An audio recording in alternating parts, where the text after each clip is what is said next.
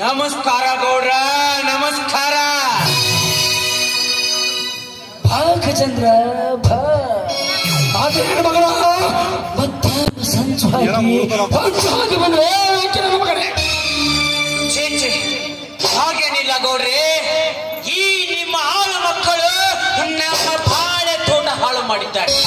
ಅದಕ್ಕಾಗಿ ಪರಿಹಾರ ಕೊಟ್ಟು ಪುಣ್ಯ ಕಟ್ಟುಕೊಳ್ರಿ ಅಂತ ಕೇಳಲು ಬಂದೀನಿ. ಪರಿಹಾರ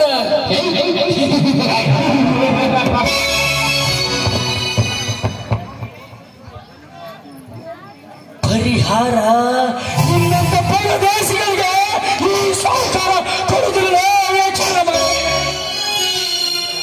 ನೀ ಸತ್ತ ಮೇಲೆ ಕೊಡುತ್ತದೆ ಈ ಸರ್ಕಾರ ನಿನಗೆ ಪರಿಹಾರ. ಸರ್ಕಾರ